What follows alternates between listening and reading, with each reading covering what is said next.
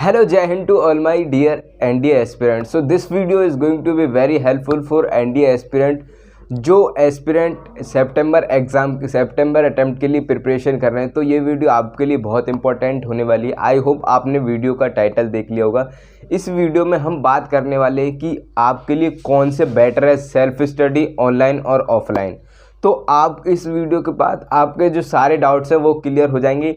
After that your all doubts will be wipe out. First and the foremost thing कि other people experience, आपको दूसरे के experience से सीखना चाहिए, क्योंकि एनडी एस्पिरेंट्स में इतना मैच्योरिटी नहीं हो पाती। क्यों अक्सर लोग फर्स्ट अटैम्प्ट में कुछ लोग क्लियर कर लेते हैं और क्यों कुछ लोगों का there are after lot of attempts exam clear नहीं होता। कुछ ना कुछ साइकोलॉजी तो रहती है, कुछ ना कुछ प्लान तो रहता है। तो उसी प्लान के बारे में आज हम इस वीडियो में बात करने वाले हैं। तो आप वीडियो को बिल्कुल भी स्किप मत कीजिएगा, वीडियो में बने रहिएगा। सारे डाउट्स और सारे पॉइंट्स मैं क्लियर करने वाला हूँ। आज तक की ये सबसे वीडियो इंपॉर्टेंट होने वाली है, तो आप अपने फ्रेंड्स के साथ शेयर कर सकते हैं एज वेल, और वीडियो को चैनल को सब्सक्राइब कर सकते हैं। तो आज मैं आपको सबसे पहले जो हमारा पॉइंट रहेगा वो रहेगा सेल्फ स्टडी। तो सेल्फ स्टडी लोग क्या होता है कि जैसे कि आपको पता है कि एनडीए के लिए अक्सर लोग 4 से 5 लोग एप्लीकेशन फॉर्म करते हैं, फिर कुछ चुनिंदा लोगों का ही एग्ज़ाम क्लियर होता है। क्यों 7 से 8 हज़ार। और आई हैव सीन कि कुछ लोग ऐसे भी होते हैं जो 4 से 5 अटैम्प्ट दे चुके हैं, फिर भी उनका एग्ज़ाम क्लियर नहीं होता, और कुछ लोगों का एग्ज़ाम फर्स्ट अटैम्प्ट में क्लियर हो जाता है। तो वो सारे पॉइंट्स आज हम इसी वीडियो में डिस्कस करने वाले हैं। तो सेल्फ स्टडी, जैसे कि अगर हम सेल्फ स्टडी की बात करें तो self study plays a significant role. पर सेल्फ स्टडी करने का भी हमारे पास तरीका होना चाहिए। क्या हम कंप्लीटली सेल्फ स्टडी पर रिलायबल कर सकते हैं? क्या हमारा सेल्फ स्टडी करने से ये एग्जामिनेशन खाली क्लियर हो सकता है? हमें कहीं ऑफलाइन या ऑनलाइन स्टडी करने का अदर कोई सोर्स यानी ज़रूरत है या नहीं? तो वो मैं आपको बताने वाला हूँ। जैसे कि हमारे पास सेल्फ स्टडी के भी 2 तरीके होते हैं कि सेल्फ स्टडी आपको यानी कंप्लीटली 12 घंटे करनी है, या फिर आपको ऑफलाइन या ऑनलाइन में कोई और रेफरेंस यूज़ करना है, प्रेफरेंस, उसके साथ आपको सेल्फ स्टडी करनी चाहिए। Self study is must. मैं ये नहीं कहूँगा कि विदाउट सेल्फ स्टडी। कुछ लोग ऐसे एक्सेप्शन आर एवरीवेयर। तो कुछ लोगों का एग्ज़ाम खाली सेल्फ स्टडी से भी क्लियर हो जाता है। बट आपको पता है कि कंपटीशन इंक्रीज़ हो रहा है, और मैं आपको बता दूं कि day by day competition increase हो रहा है, हेल्दी कंपटीशन हो रहा है। तो आपको सेल्फ स्टडी के साथ साथ ना अदर कोई रेफरेंस भी यूज़ करना चाहिए। तो 12 घंटे के साथ साथ आपको मैं आपको बता दूं कि पढ़ने से ज़्यादा इम्पोर्टेंट क्या है कि पढ़ना क्या है और कैसे पढ़ना है। तो वो हमें सेल्फ स्टडी में पता नहीं लग पाता, क्योंकि अगर हम एनडीए की बात करें तो सिलेबस आपको पता है, आई होप मैथ का सिलेबस भी काफ़ी वास्ट है, जिसमें हमारे पास 31 अप्रॉक्सीमेटली चैप्टर आते हैं ओनली मैथ में, और जिसको 4 से 5 मंथ में कवर करने में काफ़ी टाइम लग जाता है। अगर आप डिसिप्लिन पर्सन हैं, अगर आपने लाइंड अप कर रखा है, इफ़ यू हैव अगर आप जानते हैं अपने आप की पोटेंशियल यानी कि स्ट्रेंथ को जानते हैं कि हाँ मैं कवर कर सकता हूँ, तो आप कर सकते हैं। बट ऐसे कुछ ही लोग होते हैं जो अपने आप पे कंट्रोल रख पाते हैं। तो सेल्फ स्टडी, मैं ये नहीं कह रहा खाली सेल्फ स्टडी आपको 12 घंटे करने से आपको हम पढ़ते तो हैं पर हमें डायरेक्शन पता नहीं होता, रॉन्ग डायरेक्शन में चले जाते हैं। हमें एफिशिएंसी भी दिखाई देगी, हमें हम ये भी सोचेंगे कि हाँ हम पढ़ रहे हैं, पर हम क्या पढ़ रहे हैं हमें यही नहीं पता कि एग्ज़ाम में हमें किसी भी एग्ज़ाम को दिस इज़ माई एक्सपीरियंस, और मैंने दूसरों के लोगों के एक्सपीरियंस से भी सीखा है कि कंपटीशन क्रैक करने के लिए आपको सब्जेक्ट एक्सपर्ट नहीं बनना, आपको उस सब्जेक्ट में पीएचडी नहीं करनी। आपको बस ये देखना है कि किस पोर्शन से आपके एग्ज़ाम में क्वेश्चन पूछे जा रहे हैं स्पेसिफिकली, तो आपको इस तरीके से आपको एग्ज़ाम के लिए स्टडी कंप्लीटली थॉरोली करनी चाहिए।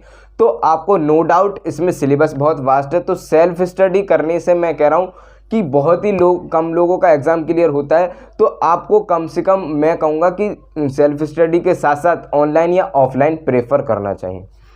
तो हम क्या कर सकते हैं कि जैसे कि हम 12 घंटे पढ़ते हैं तो 6 घंटे तो एटलीस्ट आपको सेल्फ स्टडी करना चाहिए, और 6 घंटे ऑफलाइन या जो भी आप ऑनलाइन प्रेफर करते हैं। तो अब मैं बात करूंगा जैसे कि आपको सेल्फ स्टडी के सारे डाउट्स क्लियर हो गए होंगे, क्योंकि विदाउट सेल्फ स्टडी आप कंपटीशन एग्ज़ाम नहीं क्रैक कर सकते कोई भी।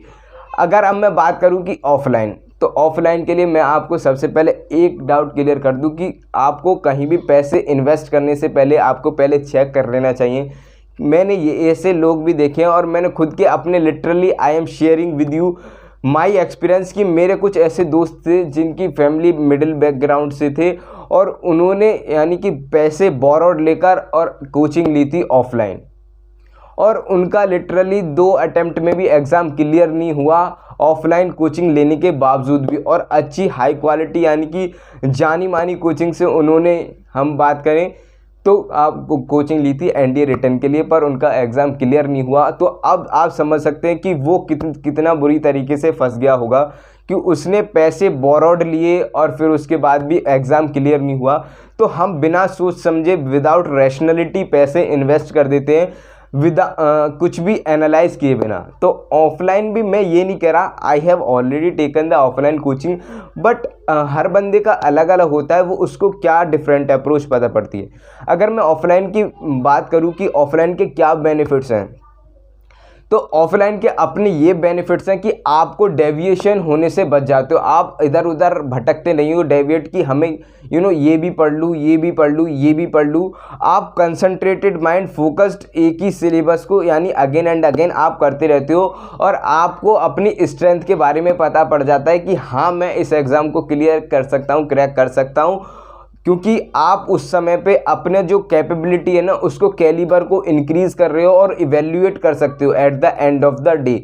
तो वो मैंने अपने जो ऑफलाइन कोचिंग ली थी उसमें मैंने ये सीखा था कि आपको जो आपकी स्ट्रेंथ है उसके बारे में पता पड़ता है।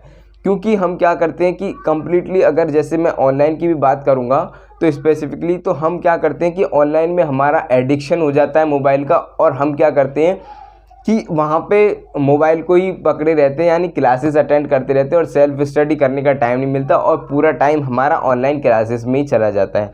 बट ऑफलाइन में ऐसा नहीं है। ऑफलाइन में सेल्फ स्टडी के लिए पार्टिकुलरली आपको स्पेसिफिक टाइम मिलेगा और आपको अपना अच्छा रूटीन भी मिल जाता है। तो मैंने ऐसे भी देखे हैं कि जिन लोगों का यानी फर्स्ट अटेम्प्ट में भी क्लियर हुआ है तो ऑफलाइन से, तो वो आपके कैलिबर पे डिपेंड करता है कि आपने कितने एफर्ट्स मारे हैं, वो ऑफलाइन और ऑनलाइन पे डिपेंड नहीं करता। लास्ट बात करूंगा मैं ऑनलाइन की। तो ऑनलाइन में क्या होता है कि ऑनलाइन में जैसे कि हमारे पास there are many platform for study, तो मैं किसी प्लेटफॉर्म की जैसे कि बात नहीं करूंगा। आपको पता ही है कि हमारे पास काफ़ी प्लेटफॉर्म है, अनअकैडमी है, बायजू है और फिजिक्स वाला है। तो ये सारे प्लेटफॉर्म है, इन पर जाके हम क्या करते हैं, एनडी के लिए सब्सक्रिप्शन ले लेते हैं।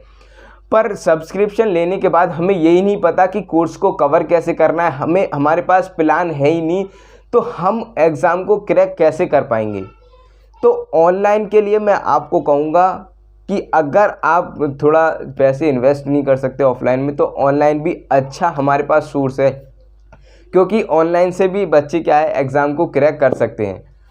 तो ऑनलाइन के लिए आपको क्या करना पड़ेगा, ऑनलाइन के लिए आपको कुछ आपने आप पे वर्क करना पड़ेगा, थोड़ा कंट्रोल रखना पड़ेगा।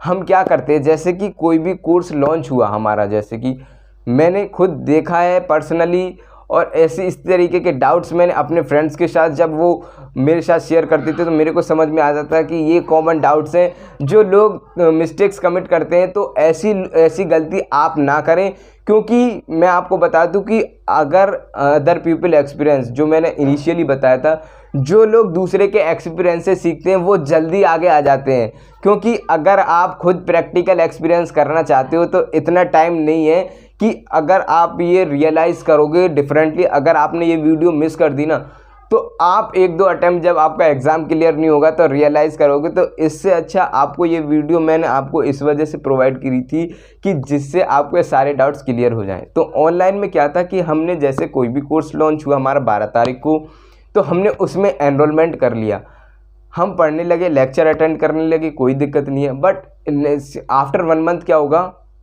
कि हमारा वो अगेन कोर्स तो लॉन्च होते रहते हैं after certain period of time.